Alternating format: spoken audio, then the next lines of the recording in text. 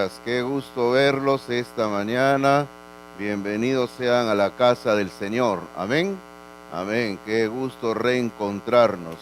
Hoy vamos a iniciar, ya que estamos en nuevo año, nuevo mes, nuevas semanas y todo lo demás. Hoy vamos a iniciar unos estudios sobre la epístola a los Colosenses. Así que vaya abriendo la Biblia en Colosenses, porque ahí vamos a estar ahora. Y vamos a meternos en Colosenses durante varias semanas, quizás es algo de 2 meses. Todo enero y todo febrero vamos a estar en Colosenses. El problema es que en febrero yo no estoy con ustedes en el primer culto, sino en el segundo culto. Ese es el único problemita que tenemos, ¿no? Pero no puedo quedarme en un solo culto durante 2 meses, es imposible, hermanos. Bueno, hermanos, esta epístola de Colosenses, y en las notas están todo un poquito ahí que han salido fuera de lugar algunas cositas, problema de la computadora, no problema mío. O sea, ¿por qué se escribió Colosenses? Y usted tiene ahí en sus notas, ahí en la nota que he recibido, aquella parte de abajo, dice, propósito de Colosenses. O sea, ¿por qué se escribió Colosenses? Dice, para combatir los errores doctrinales en la iglesia, porque habían problemas de doctrina que se estaban metiendo en la iglesia. Hoy en día también el problema es el mismo. También parece mentira, pero el problema es el mismo hoy en día. Hay a veces problemas de doctrina. No se nota, pero hay. Ahora, para combatir este problema de doctrina, se hizo, dice ahí, y lo hemos puesto con alegría, dice, exaltando a Cristo y mostrando que Cristo es suficiente en todas las circunstancias. Y eso es cierto. Cristo es suficiente para todo lo que nosotros necesitamos en nuestras vidas, en nuestra iglesia. Por eso es que la serie, si usted ve, lleva como título Colosenses completos en Cristo. Porque realmente estamos completos en Cristo. Hermano, fuera de Cristo ya no necesitamos más. ¿Qué dice usted? Amén. Amén. Y eso dice Colosenses, ¿ah? Colosenses dice que en Cristo estamos ya estamos completos. Ahora, yo no sé si usted tiene una Biblia MacArthur, pero creo que varios de ustedes tienen una Biblia MacArthur acá. ¿No tienen Biblia MacArthur por aquí? Ah, muy bien, pero la tienen acá, ahorita en la sala no la tienen, ¿no? Pero yo sé que yo les he visto a varios de ustedes que tienen su Biblia MacArthur. Ok, cuando llegue a casa entonces, ya que no la tienen acá, usted abra la Biblia MacArthur en Colosenses. Es una Biblia de estudio que trae notas. Y en la introducción a la epístola de Colosenses hay todo un cuadro muy interesante que MacArthur le he colocado ahí por título, Las glorias de Cristo. Y usted va a encontrar ahí toda una descripción muy precisa sobre Jesucristo en la Biblia. Es un cuadro muy bueno, yo se lo recomiendo que lo lea.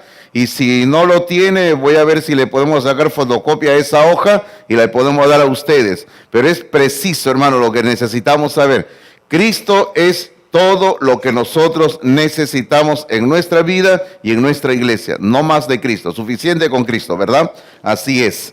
Bueno, Colosenses, hoy vamos a ver el tema número 1 que le hemos titulado En Cristo un nuevo reino. Eso es lo que vamos a ver. Déjeme irle diciendo de que este estudio no pretende explicar cada versículo de la epístola, porque si no el asunto se dilataría más de lo que podríamos tener idea. Este estudio va a tocar pasajes de ciertas secciones donde vamos a ir estudiando la palabra de Dios. Pero hoy, por ejemplo, vamos a abarcar la sección de lo que vendría a ser los primeros 14 versículos del capítulo 1.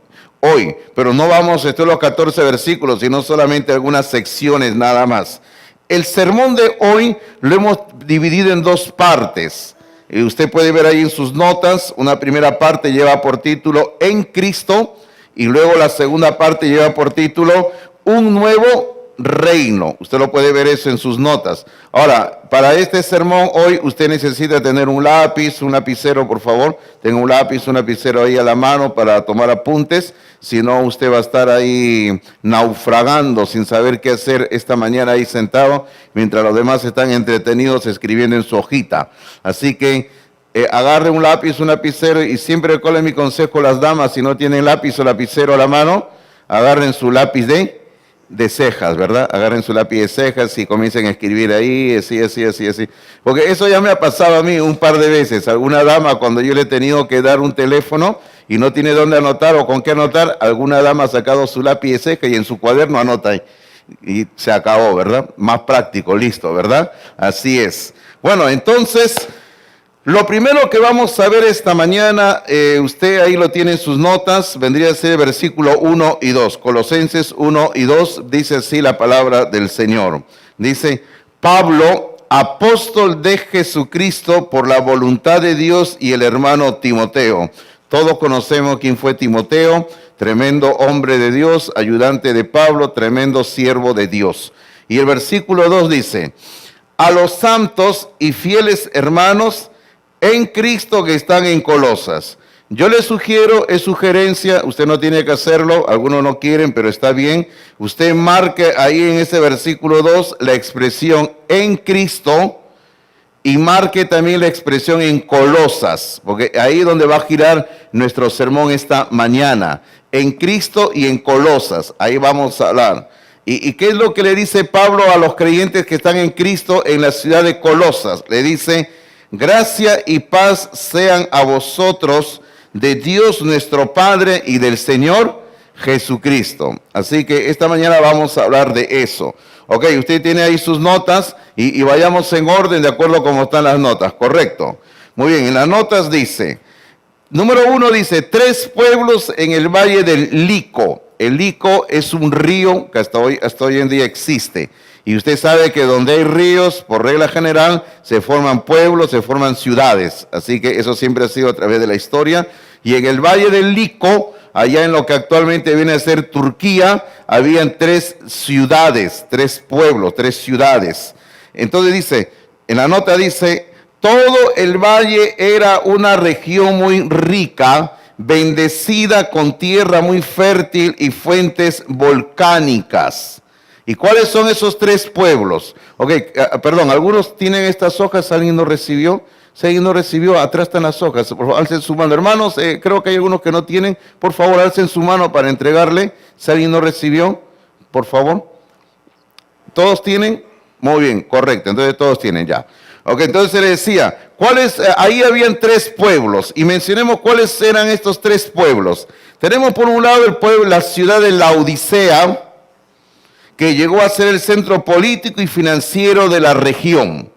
Luego había otra ciudad llamada Hierápolis, que se convirtió en el centro comercial y conocido por sus baños medicinales.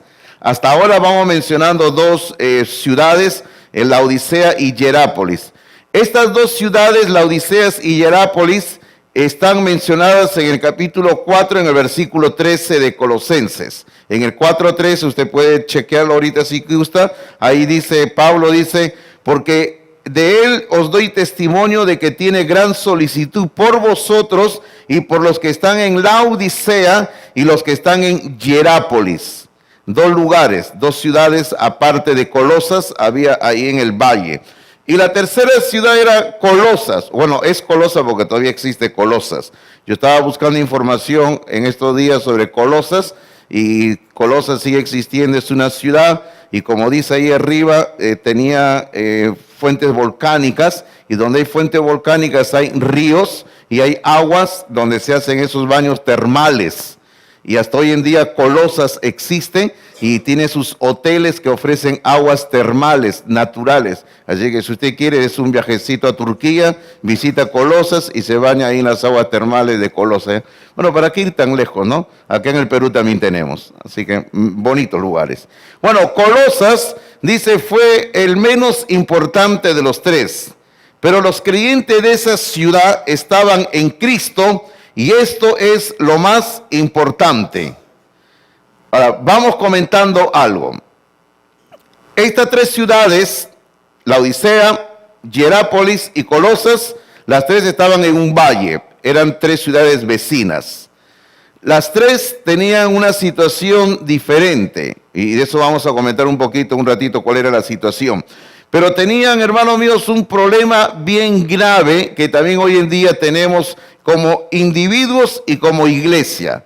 El problema era de que se estaban metiendo en ellos dos tentaciones bien grandes.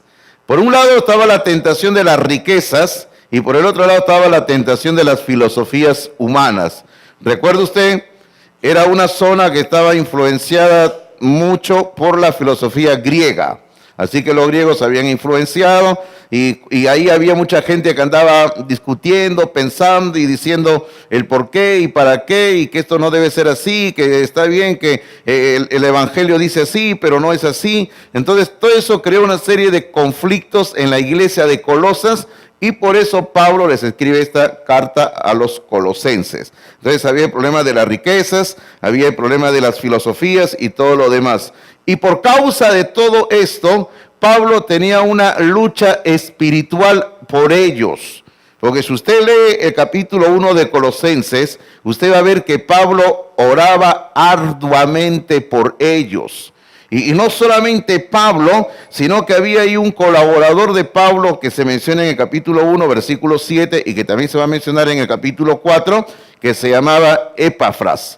Estos hombres, se me refiero a Pablo y a Epafras, eran hombres de oración. Y eso es bien importante, hermanos. Gente que ora, gente que lucha la batalla espiritual, la guerra espiritual, como hoy en día se habla. Era gente que estaba batallando contra las huestes del enemigo, porque ellos querían que esa iglesia se mantuviera firme en las cosas de Dios. Bueno, entonces Pablo tenía una tremenda batalla por ellos y se los va a decir en el capítulo 2, en el versículo 1, en el capítulo 2, versículo número 1, Pablo le va a decir, porque quiero que sepáis cuán gran lucha sostengo por vosotros. Estoy luchando por ustedes, le dice. Estoy batallando por ustedes. Estaba luchando una tremenda guerra espiritual a favor de la gente, los creyentes que estaban en estas tres ciudades. Laodicea, Hierápolis y Colosas. Ok, eso es importante, ¿eh? Ahora, pero aquí había un asunto bien importante, hermanos. Y ahí en su nota dice en el punto número 2. Fíjense lo que dice en las notas y vamos a explicarlo por qué lo decimos. En el punto 2 dice, ¿de dónde eran?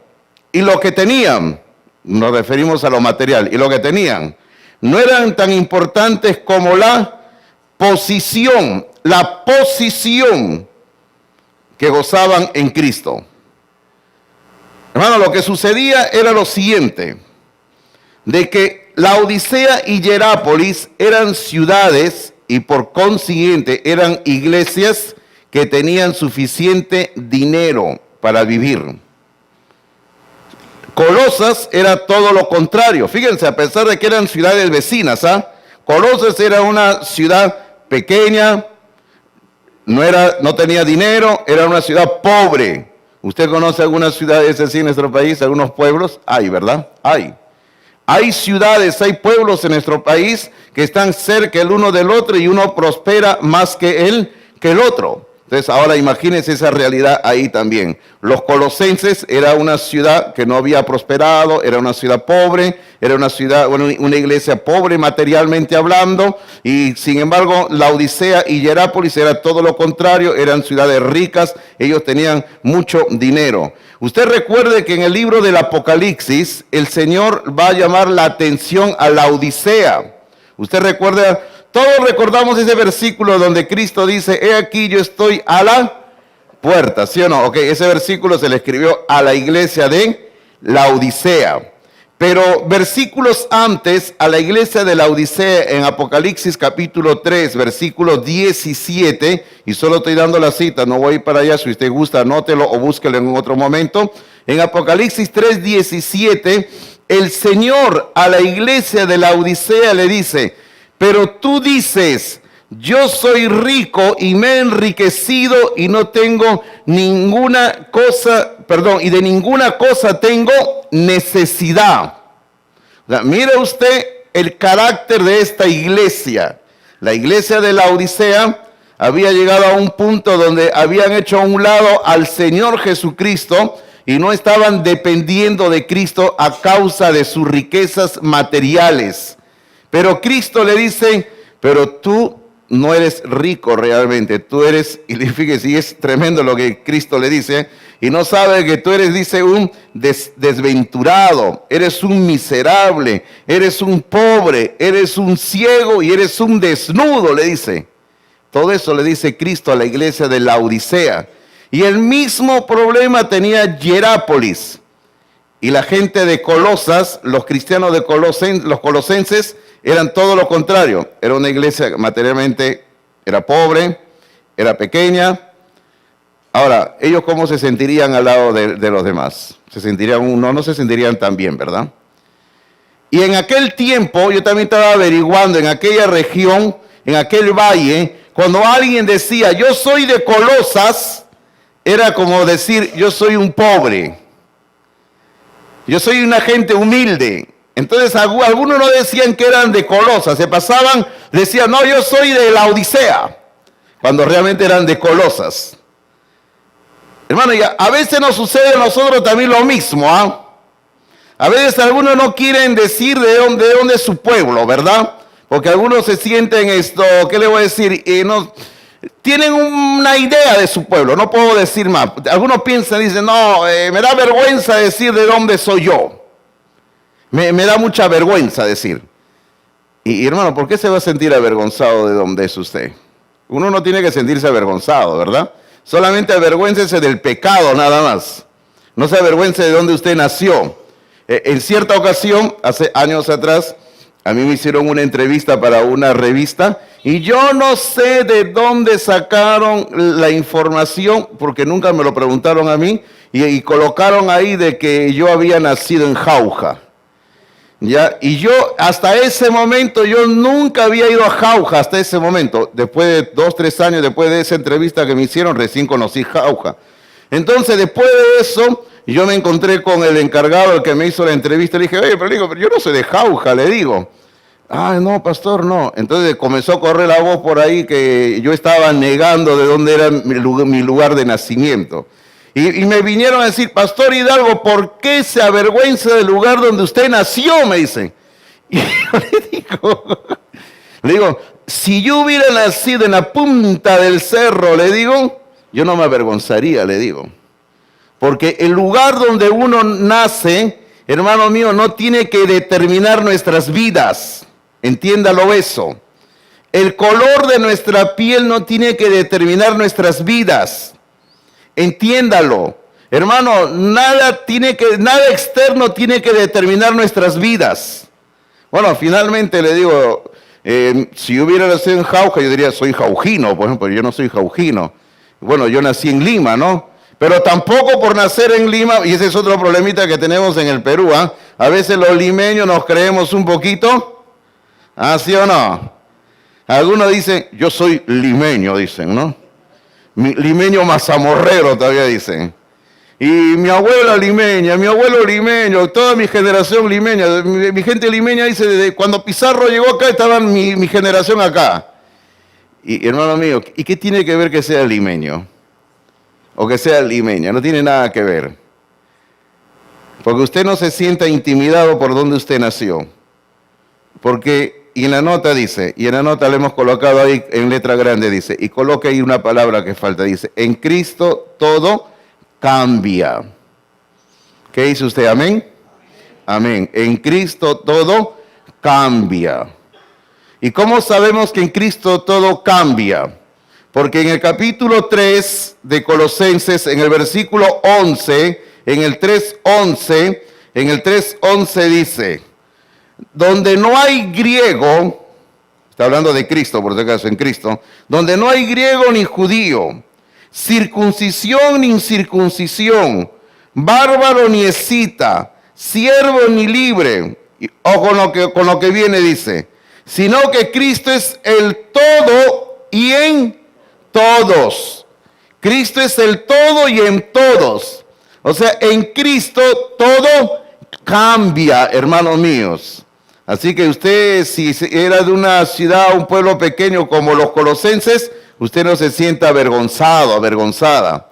Usted siga adelante porque ahora estamos en Cristo. Y en Cristo todo cambia, ¿verdad? Ahora en Cristo somos nuevas criaturas. ¿Qué dice usted? ¿Amén? Amén, claro que sí. En Cristo somos nuevas criaturas y eso es ciertísimo. Ok, ahora la segunda parte del sermón dice, un nuevo reino. La segunda parte, un nuevo reino. Ahora vamos a hablar de un nuevo reino. Porque al comienzo hemos visto en el versículo 2 que dice, ¿no? En Cristo y en Colosas. Ok, ahora estamos en Cristo, ahora es un nuevo reino. Y en sus notas dice, a lo largo de la Biblia leemos mucho acerca de reinos. Y ahí le tratamos de colocar una pequeña definición de qué es un reino. Un reino es un lugar donde los deseos de una persona, o sea, el rey, determinan lo que sucede para todas las personas en todas las regiones dentro de dicho reino. Y eso es cierto. Cuando hay un rey, el rey determina nuestras leyes, el rey determina nuestros impuestos, el rey es el que toma las decisiones, porque la idea siempre era, ¿no? El rey es el representante de Dios en la tierra, esa era la idea que había. Bueno, todavía hay algunos países en nuestro planeta que tienen rey. Tienen un rey, tienen reyes, tienen monarquía y todo lo demás. Bueno, hoy en día, gracias a Dios, que en algunos países en Europa, donde hay reyes, existe lo que se llama una monarquía constitucional, donde se gobiernan en base a una constitución. Y el dicho es, el rey reina, pero no gobierna. Bueno, pero todavía hay otros países, en África, por ejemplo, donde sí hay reyes que son todopoderosos, que pueden decidir la vida y la muerte de las personas. En aquel tiempo era igual, los reyes tomaban las decisiones, ellos eran absolutos, no le tenían que dar cuenta de nada a nadie. Ellos hacían lo que querían, ese era un reino. O sea, se entendía cuando se hablaba de un rey en ese entonces, de un reino.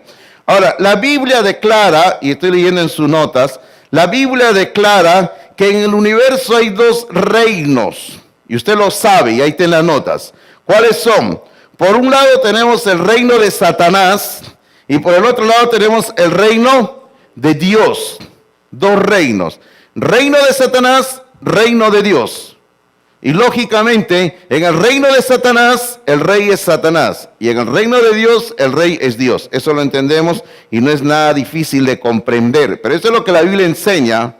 Luego dice, el reino de Dios, y aquí le damos algo breve, también una definición de qué entendemos por reino de Dios. El reino de Dios, dice, es la manifestación de la presencia reinante de Dios. Ese es el reino de Dios. El reino de Dios es la manifestación de la presencia reinante de Dios. Hermano, Dios tiene el control del universo. Dios tiene el control del universo. Entonces, ahora, si usted me escucha decir esta mañana que Dios tiene el control del universo, usted dirá, entonces, ¿por qué hay gente que hace cosas malas? Porque siempre dentro de todo reino hay gente que no está de acuerdo con el rey y se sublevan, hacen su propia voluntad. Entonces eso ocurre hoy en día. Por eso hay gente que comete pecado, comete delitos, comete todo lo que cometen en contra del Rey de los cielos, que es Dios mismo. Ahora, nosotros, la iglesia, somos parte del reino de Dios, somos parte del reino de Dios. Y tenemos que entender lo que es la sumisión. Y tenemos que someternos, y ahí nos sometemos voluntariamente al Rey de los cielos, al reino de Dios. Por eso es que Cristo dijo que hay que buscar primeramente el reino de Dios y su justicia, y todas las demás cosas serán añadidas. Usted encuentra a Cristo, encontró el reino de Dios. Usted acepta a Cristo, usted está recibiendo el reino de Dios en su vida. Entonces, ahora, ¿dónde está el reino de Dios? Está en usted. Si usted tiene a Cristo, usted tiene el reino de Dios en su vida, porque Cristo viene a personificar el reino de Dios en este universo. Ahora, Colosenses capítulo 1, versículo 13 y 14. Está en sus notas escrito, porque estamos hablando de un nuevo reino. Y Colosenses 1, 13 y 14 dice, el cual nos ha librado de la potestad de las tinieblas y trasladado el reino de su amado Hijo, en quien tenemos redención por su sangre, el perdón de pecados. Aquí tenemos en este versículo 4 acciones a favor nuestra que ha obrado Dios. La primera acción la vamos a resumir todos, cada uno en una palabra. La primera acción es librado. El Señor nos ha librado. La segunda acción es trasladado. El Señor nos ha trasladado. La tercera acción es redención. El Señor nos ha redimido. Y la cuarta acción que Dios ha obrado a nuestro favor es perdón. El Señor nos ha perdonado. Ok, vamos a hablar un poquito esto de reinos, ¿ya? Ahora, antes de hablar, yo le quiero hacer referencia. ¿Usted alguna vez ha visto la serie Raíces? Yo le he hablado otra vez de esta serie Raíces. ¿La han visto? Hace poco lo dieron en el cable, hará no sé, un año, un poco más. Pasaron una versión abreviada de esta serie Raíces. Lo que ya tenemos algunos añitos, si hacemos memoria, me parece que fue en los años 80, me parece que fue ahí, cuando pasaron una serie, la serie Raíces la pasaron más larga y completa, eran más capítulos, Raíces. Ok, ¿no la han visto? Ok, si no la han visto, yo le doy la sugerencia, búsquenlo en YouTube, debe de estar, pero no ahorita, pues no se pongan a ver ahorita televisión, ¿ya? Ya, algunos son obedientes. Voy a obedecer al pastor, dicen. Estos sí obedecen al pastor, ¿no? El pastor dice, búscalo en YouTube y ahorita se ponen a ver. Se ponen el audífono y se ponen a ver ahí, ¿no? La serie. Anótelo en su boletín. Ver Raíces, póngalo ahí, ver Raíces. ¿De qué trata Raíces? Raíces es una obra, es un libro bien voluminoso. Fue escrito por un caballero donde él tuvo un deseo de conocer la historia de su familia, de sus antepasados. Entonces él inició una investigación primero en los Estados Unidos, se fue a Inglaterra, se paseó por Europa y terminó en África. Y producto de esas investigaciones él escribió este libro donde él narra la historia de su familia, cómo es que llegaron a los Estados Unidos. Él era un hombre de color. Entonces, él quería saber de dónde había venido su familia. Y cuando él llegó a África, él llegó a averiguar que su antepasado más lejano había sido secuestrado de África y había sido llevado en un barco como esclavo juntamente con otra cantidad de personas africanas, y lo habían llevado ilegalmente a través de todo el Atlántico y lo llevaron hasta Estados Unidos. O sea, ahí comienza la historia. La historia es fascinante, hermanos. ¿Cómo llega? Ahora, ¿a dónde quiero ir con esto? Porque esto tiene que ver con lo que hoy viene en el sermón. Cuando llevan a su familia a Estados Unidos, y si usted recuerda cómo se llamaba, recuerda que se llamaba Kunta Kinte. ¿Recuerdan ustedes? Así se llamaba, Kunta Kinte. Entonces, cuando llegó moreno, cuando llegó este africano, Kunta Kinte, llegó como esclavo a África, bueno, llegó, cuando ya estaban cerca de la costa, le dieron de comer, porque no le daban de comer durante todo el viaje, lo que sea, y morían, y los que morían los tiraban como cualquier cosa al océano, y cuando estaban ya acercándose a la costa, le dieron de comer, ¿no? Le dieron de comer, los bañaron, y para que su piel se vea bien, les echaban grasa les echaban ahí, no, les echaban todo ya, lo alistaban. ¿Y qué hacían de luego con estos hombres que ya eran esclavos?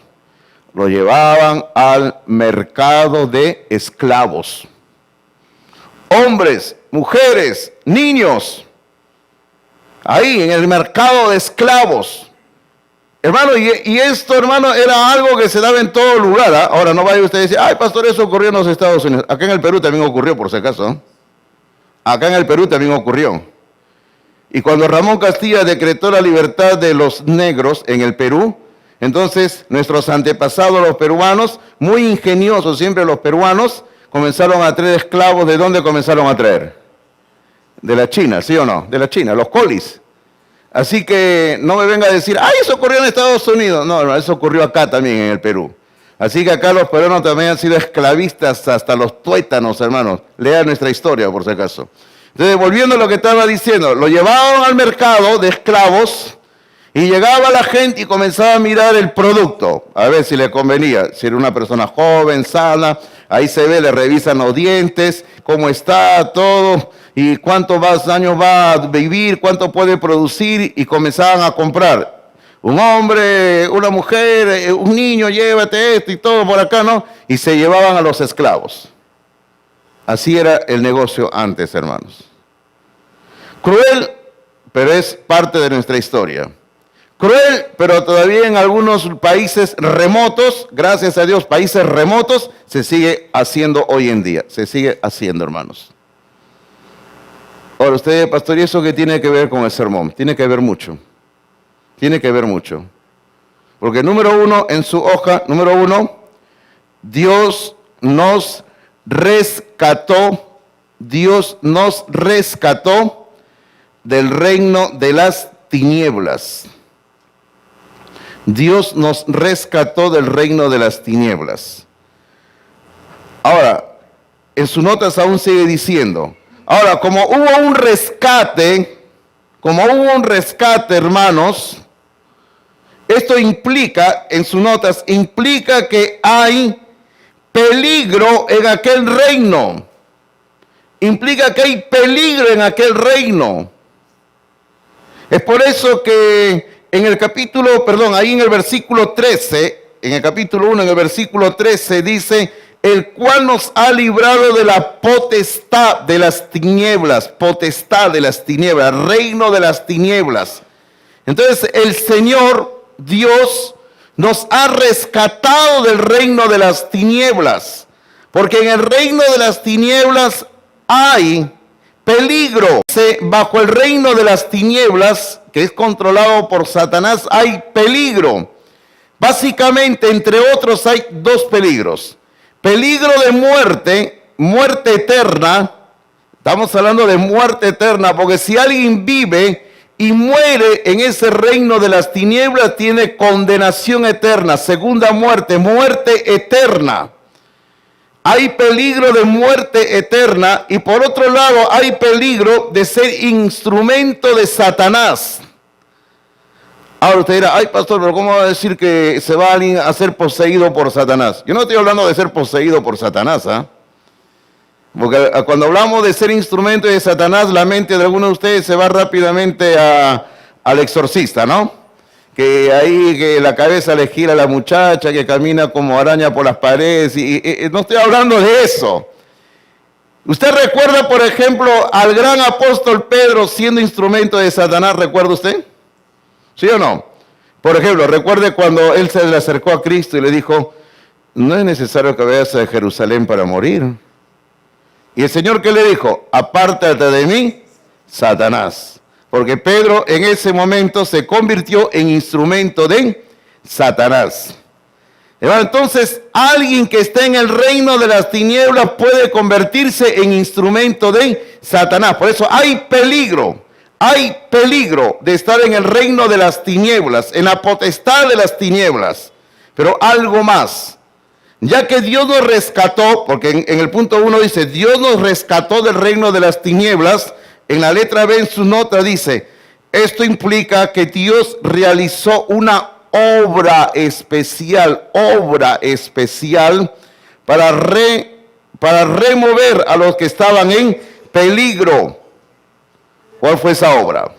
El versículo 14 dice, en quien tenemos redención. Y usted ha marcado ahí en el versículo 14, espero que usted haya marcado la palabra redención y la palabra perdón. Esa es la obra que Dios hizo, redención y perdón. Ahora, volvamos otra vez a la figura del mercado de esclavos, que hace un rato estábamos comentando de la película Raíces, del libro Raíces. Volvamos otra vez. ¿Recuerda usted? Llegaron con el barco de esclavos y los llevaron a todos al mercado de esclavos para venderlos y comenzaron a ofrecerlos. Y se hacía una subasta, a ver quién da más. Y se le vendía más. Y no les importaba si tenían que separar al papá de la esposa o a la mamá de los niños, no le interesaba a ellos. Ellos solamente era el negocio y se acabó. Y comenzaban a decir, a ver, ¿cuánto me dan por este hombre que está acá? Y lo que iban a ofertar lo revisaban y decían, ya yo te ofrezco tanto, y comenzaba la subasta. ¿Cuánto me dan por esta mujer que está acá? Y comenzaban a venderlos. Ahora, todos entienden esa figura.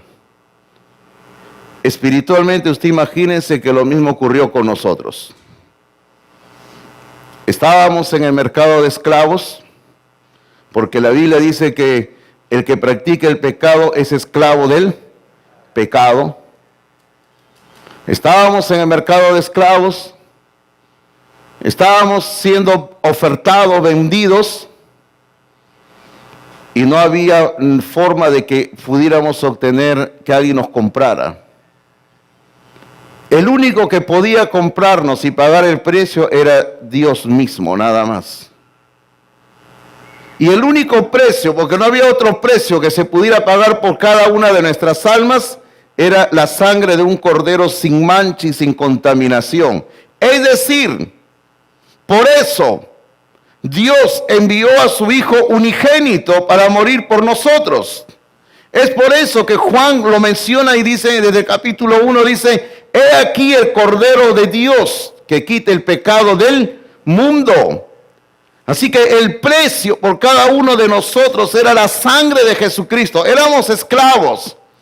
Y ese precio tenía que ser pagado a Dios mismo. Dios era el que exigía ese precio.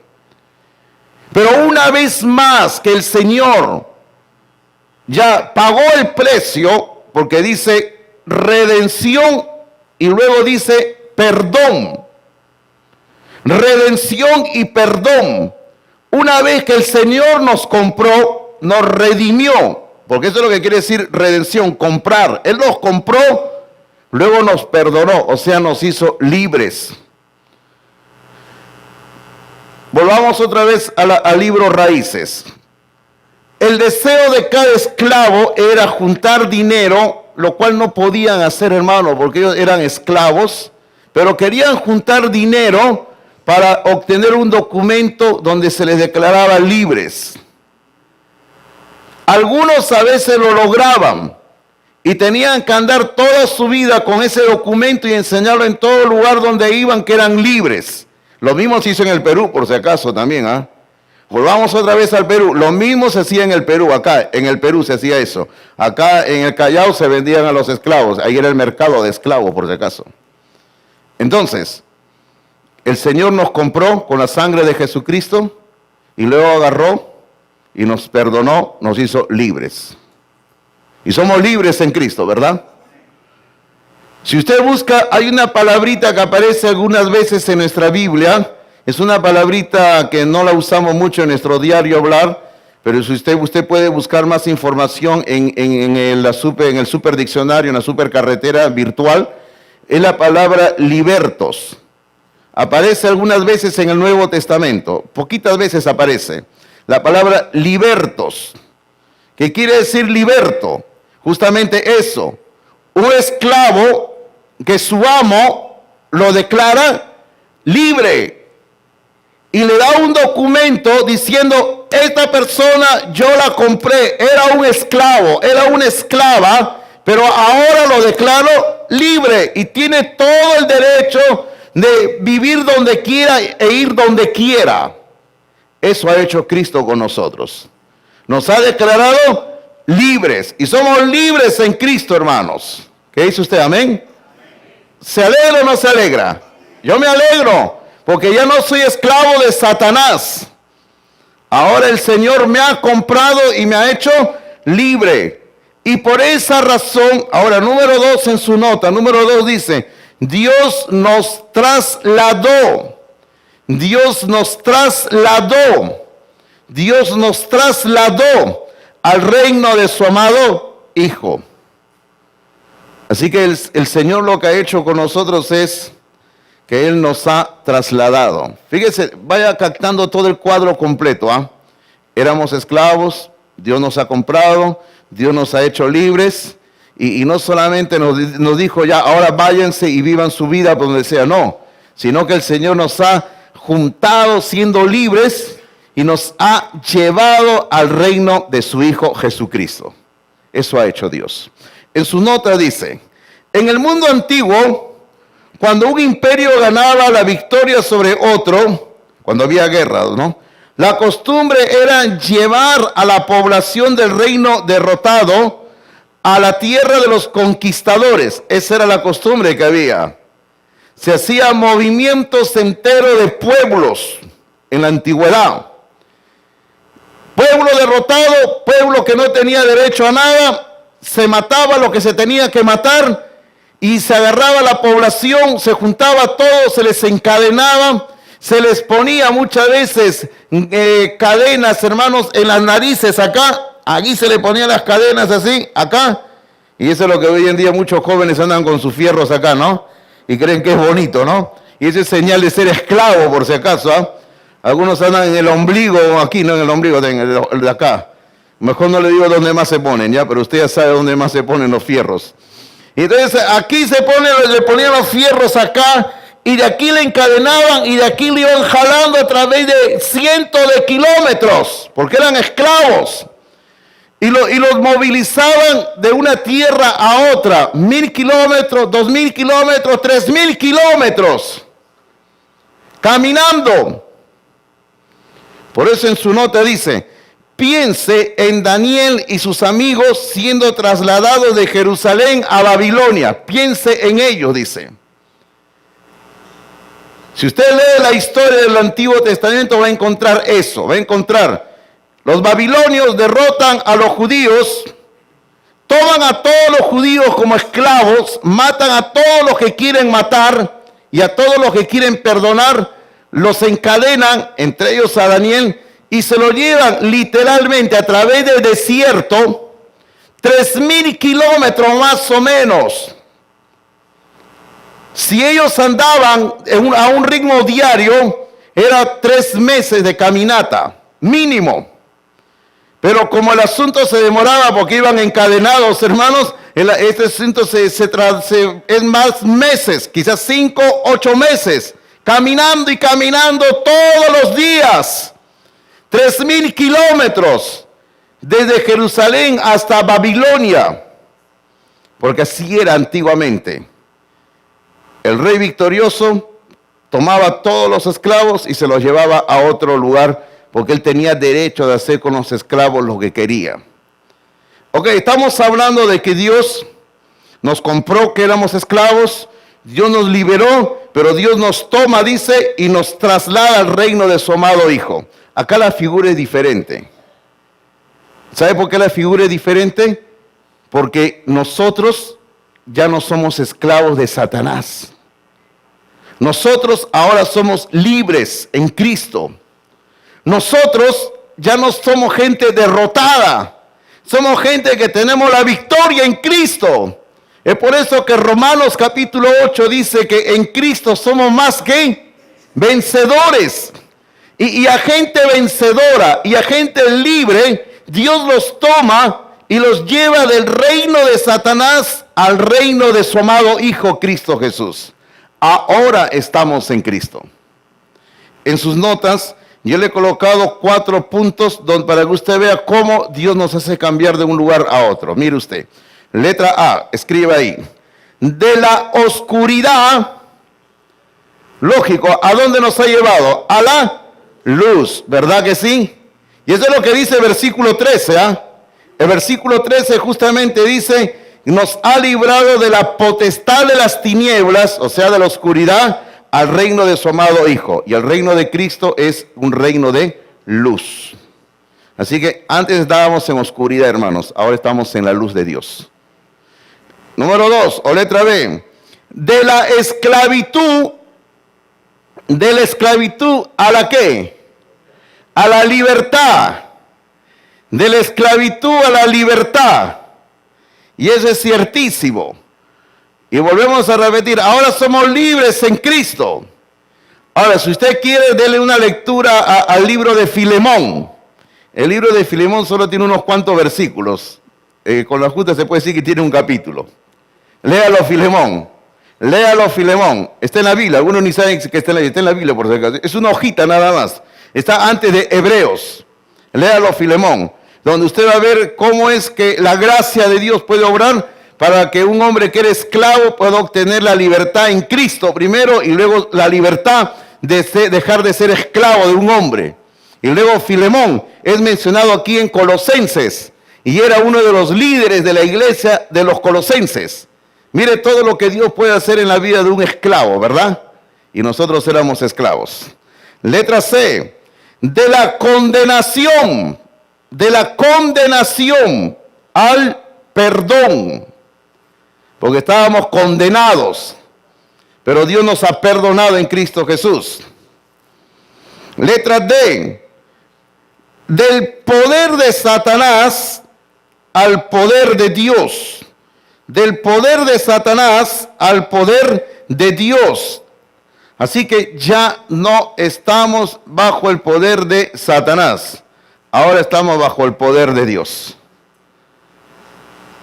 Ahora, usted entienda algo. Y en su nota dice, si usted tiene a Cristo y está en Cristo, observe todos los beneficios que tiene. Y a la vuelta de su hojita yo le he colocado todos los beneficios. Son 22 beneficios que usted tiene por estar en Cristo. Y se lo voy a leer los 22, ¿ya? Mire todo lo que tiene por estar en Cristo. Mire todo lo que tiene por estar en Cristo. Primero, tiene una identidad completamente nueva. Una nueva posición ante Dios. 2, es amado por Dios. 3, ha sido completamente perdonado. 4, tiene la vida de Jesús dentro de usted. 5, ha sido bendecido con toda bendición espiritual. 6, ha sido escogido por Dios. 7, ha muerto al poder del pecado. 8, ha sido rescatado de la oscuridad y trasladado a la luz. 9, ha sido resucitado con Jesús y está sentado ahora mismo en el cielo. Así que no se me duerma. 10, ha sido hecho completo. 11, es la justicia de Dios. 12, ha sido sellado por el Espíritu de Dios. 13, tiene la esperanza de gloria. 14, tiene la mente de Cristo. 15, ha sido establecido. 16, tiene acceso al poder de Dios. 17, es una nueva creación. 18, ha sido adoptado en la familia de Dios. 19, ha sido librado para siempre. 20, ha sido permanentemente unido a Dios. 21, tiene el poder de la resurrección en usted. Y 22, usted es un o una hijo o hija de Dios. Y se me acabó el aire. Amén, ¿verdad? Amén. Mire todos los beneficios que usted tiene por estar en Cristo Jesús. Porque siempre solamente hablábamos de que el que está en Cristo, nueva criatura es. Pero mire todo lo que tenemos por estar en Cristo. Y hay más. Y hay más. Y luego ahí le he colocado en letras grandes, que dicen, aparte de abajo en letra grande dice, no diga que no puede cambiar. Porque algunos dicen, yo no puedo cambiar, pues así soy, ¿no? Así era mi abuela, pues. Así era mi abuela, así era mi mamá, mi papá, así soy yo, pues, ¿no? Que me aguanten como soy. No. Eso ¿sabe cómo se llama eso? Se llama carne se llama eso. Y pura carne, sin huesos, ¿verdad? Eso se llama carne, eso se llama ir en contra de Dios. Usted, si es hijo, hija de Dios, usted sí puede cambiar. Entiéndalo, ¿ah? Tiene mal genio, cambie. Tiene mal carácter, cambie. Ay, pastor, pero ya estoy viejo, vieja para cambiar. En Cristo no hay nada. Todo cambia en Cristo, ¿verdad? Así es, todo cambia en Cristo. Algo más.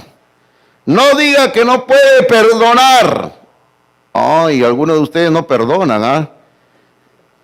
No vaya a ser como ese niño. Recuerdan que yo le conté una vez la historia, sí les conté la historia una vez de un niño que oraba por su enemigo y en su oración decía, el niño decía en la oración, un día estaban y esto es verídico, estaban en la cena, en el almuerzo, habían ido a la iglesia en la mañana y luego se fueron a su casa.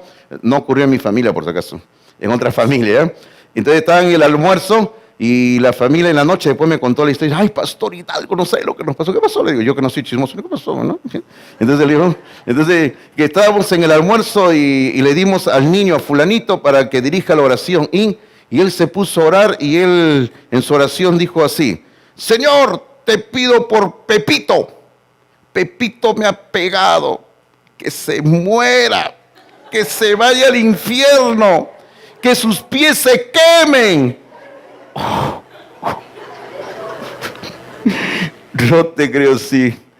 Bueno, y claro, gracias a Dios que ahí estaba una señorita de nuestra iglesia que, maestra de escuela dominical, después habló con su sobrino, ¿no? Le habló que no era correcto, ¿no?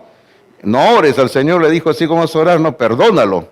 Y ciertamente nosotros tenemos que aprender a perdonar, pero es más fácil decirlo que hacerlo. ¿Pero se puede perdonar o no? Sí se puede perdonar, sí se puede. Otro, no diga que no puede vivir la vida cristiana, porque eso es lo que algunos dicen, ay pastor, yo no puedo ir a la iglesia. Ser cristiano es para las abuelas, para los abuelos. Cuando ya sea viejo, vieja, como está usted, ahí iré a la iglesia, pastor. A ver, un ratito, le digo, para tu coche, le digo, ¿no? Yo me congrego en la iglesia desde los 8 años de edad. Y si estoy aquí ya con canas es por la gracia de Dios, ¿verdad? Porque nadie sabe si va a llegar a viejo, ¿no? Y es una bendición llegar a viejo, ¿verdad, hermanos? Es por la gracia de Dios. Así que los jóvenes no se gloríen en su juventud, porque usted no sabe si su vida ahí se termina en la juventud. Dios agarra y dice, se terminó el show, ven a mi presencia hoy, se acabó, ¿no? Así que dale gracias a Dios por los viejos, ¿no? Entonces, ser creyente y vivir la vida cristiana no solo es para la gente adulta. Todos podemos vivir la vida cristiana en Cristo. En Cristo. Si usted es un hijo de Dios, una hija de Dios, sí puede. Yo resumo todo lo dicho en lo siguiente. Dios nos rescató y trasladó. Y ahora estamos en Cristo Jesús. ¿Usted sabe dónde está escondida nuestra vida? Mire, lea Colosenses 3:3. Hay una partecita ahí en Colosenses 3:3. Colosenses 3:3. Hay una partecita, bueno, el versículo es chiquito, lo leo yo, dice, porque habéis muerto, y vuestra vida está escondida con Cristo en Dios. Nuestra vida está escondida con Cristo en Dios. Estamos en Cristo. ¿Y dónde está escondida nuestra vida? ¿Dónde está asegurada nuestra vida? Está en Dios. Es como lo que Cristo dijo en Juan 10, que mis ovejas están en mi mano y en la mano de mi Padre. Doble protección. Estamos en la mano de Cristo y en la mano del Padre. Doble protección. Lugar más seguro en el universo no puede existir, señores. Estamos en la mano del Padre y en la mano del Hijo. Y acá dice, ahora que estamos en Cristo, está escondida en Cristo, en Dios. Estamos en Cristo y estamos en Dios. Ese es como algo que yo hice hace un tiempo atrás, como guardo mis cosas. Yo agarré cierto producto que compré, el producto lo metí a su caja y esa caja la metí dentro de uno de esos tuppers grandes de plástico. Ahí lo metí. Ha pasado más de un año y cuando lo he sacado, sigue igual. Se mantiene el producto bien. ¿Por qué? Porque el producto estaba dentro de su caja protegido y no solo en su caja, sino que lo metí en un recipiente más grande y ahí estaba más seguro. Así hace Dios con nosotros. Estamos en Cristo, pero al mismo tiempo estamos en Dios. Doble protección. En Cristo, un nuevo reino. Si usted no tiene a Cristo, venga a Cristo ahora. Pero si usted tiene a Cristo, viva la vida cristiana que solo Dios nos puede dar para vivir. Amén.